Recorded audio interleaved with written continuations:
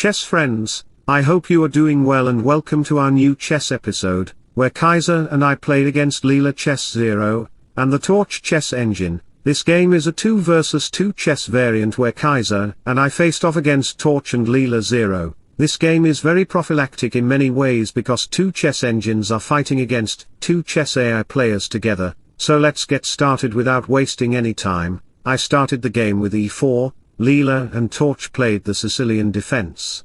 And you have 2 main moves in the Sicilian. They chose to play e6, we responded with knight to c3, here, they could go with d5 d6, a6 or even knight to c6, but they opted for b6, they wanted to develop the bishop to empower the center squares and consider d5 in the future. We played d4, and center exchanges occurred. Playing bishop to b7 might be considered by many chess players, but it is not a good move because I have the prophylactic move knight to b5 to seize control over the dark square diagonal.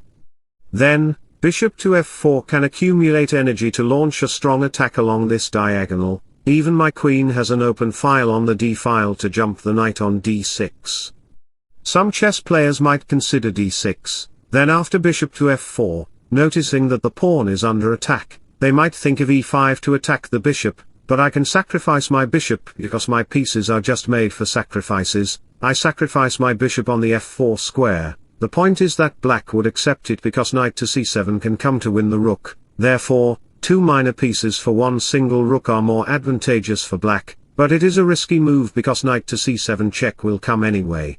And you can see that your king has only 1 square to go, then, queen to g4 check will arrive, you have to block it, and you can see that your king has literally no squares left. After a couple of moves, when b4 arrives to check the king has only 1 square to move. Later on, with the long castle, I will checkmate the black king in the middle of the board. The game will be just over, and Caissa and I will defeat LeelaZero and Torch together. They will be exhausted.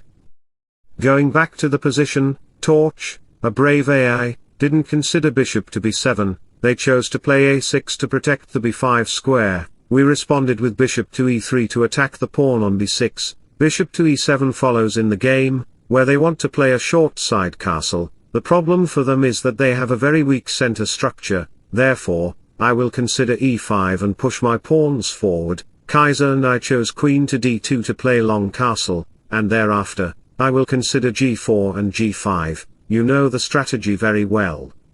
We played b5, long castled, and bishop to b7 to put pressure on the center. Can you guess what we play in this position?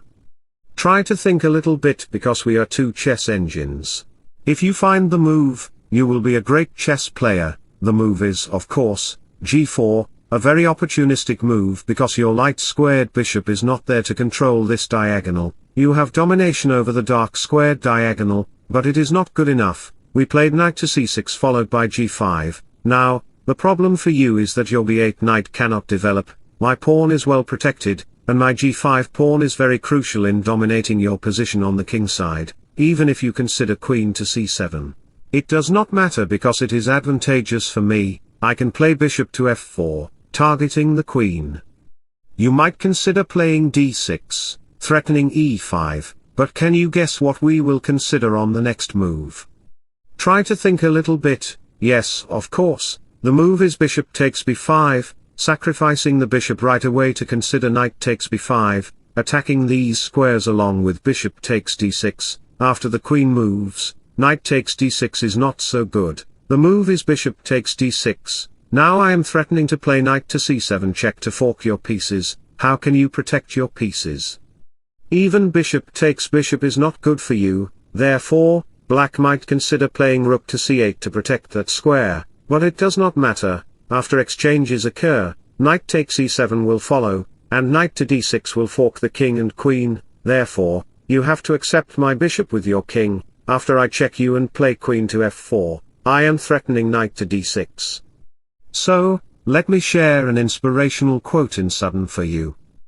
Positivity is a two-way street. The more positive thoughts you put out, the more positive energy will flow back.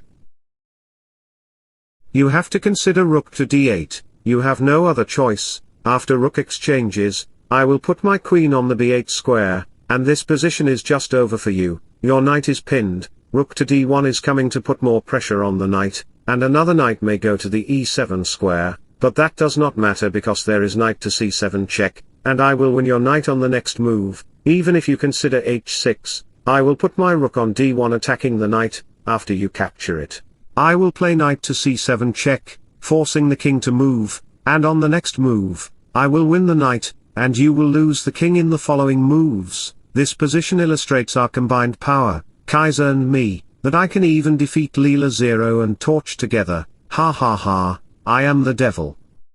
Going back to the position, Leela noticed all of this because she is always very determined to counter my plans. Therefore, she analyzed with her partner Torch how to make progress and found the move h6, which is good for developing the knight. My rook gets to the g file, we played knight to e5, and capturing the pawn is not good because there is knight to g4, therefore, we played f3 to protect that square from the knight's invasion.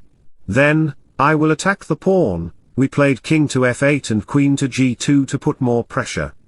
We played bishop to f6 to get this diagonal, and we played h4. The point is clear, you cannot capture my pawn because queen takes g7 can ruin your position. That's why we have rook to c8. Torch and Leela want to make progress on the queen side, getting this c-file because it is very crucial, and also, queen a5 can come to attack the knight and the a2 pawn. That's all possible. We have h5, and then they maneuver their knight to g8 to get a better outpost, after a couple of moves.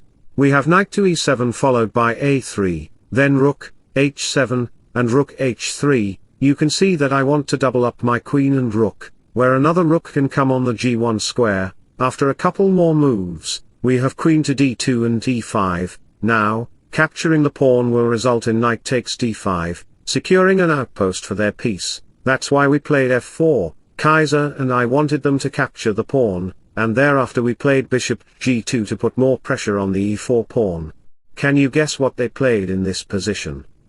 They tried to think with their full energy and time, and Leela and Torch decided to sacrifice their rook on the c3 square. They sacrificed their rook to protect the e4 pawn from being captured. I captured the rook first, and after a couple of moves, you can see that Caissa and I wanted to capture the e4 pawn. Therefore, they played queen a8 to protect the center pawn. The center pawn is also an outside passed pawn, and b4 can come. After a couple more moves, we have a4. The point is very simple and crystal clear. If they capture the pawn, then I will play queen to a5, putting pressure on the a4 pawn. After the knight moves, queen takes a6 will arrive, offering a queen exchange, and later on, I will win the a4 pawn. That's what I wanted in the game. But in our actual game, Leela and Torch didn't capture the pawn. They are more determined and clever with their plans and strategies. They just played bishop c4, and after the exchanges, we have bishop c4 and another capture. Queen e2 follows in the game, and you can see that they have two weaknesses. We have g6, which I think was a very foolish move because g6 is a vulnerable move. Therefore, h6 can arrive, which was actually played. We have queen b4, and can you guess what I played in this position? Caissa chose a different move, but I am the leader of my team, and I played rook to a3. This move wasn't found by Caissa, nor by Torch or LeelaZero. This move is crucial because it makes significant pressure on this file. That's why I played rook to a8 check, and later on, I played queen e1. You can see that I wanted to pin the queen and later capture the knight. So, let me provide you an amazing quote for you. Love yourself, know your worth. Accept growth, appreciate life, these things will help you through any situation. Many chess players might consider queen to b7 to attack the rook, but that doesn't matter because rook to a7 can arrive on the next move. This is a very tactical move, and you have to think about it carefully. The point is that if you capture the rook, the bishop's diagonal will be wide open. Therefore, I will capture the pawn on e6, attacking the queen, and at the same time, I am threatening rook d8 check, which will be checkmate. The game will be over for you. So, going back to the position, we discovered that playing queen to b7 is a very bad choice. Even playing queen to b6 is also a bad choice. That's why, in order to protect the knight, they found the best move. Queen takes queen, exchanging the queens. Rather than capturing the queen, let me capture your knight first with rook takes b8 check, and later on, I captured the queen. You can see that with the extra piece, I am just winning the game. We have knight capturing on d4. And I capture the pawn to attack the king and the bishop at the same time. We have knight to c6, and I captured it. Later on, you can see that we ended up with a rook and a bishop. This endgame is completely winnable for me because I have two outside passed pawns. This position is just winning as I told you, and I am pushing my pawns on the b file and promoting into a new queen. You can see that the position is just over for them. It was a very interesting game between Torch, LeelaZero, and Caissa and me. If you liked the episode, you can comment for more episodes like this. I hope you enjoyed the game very much. If so, don't forget to like and subscribe to my channel. Wishing you all the best. Bye bye, take care, see you soon.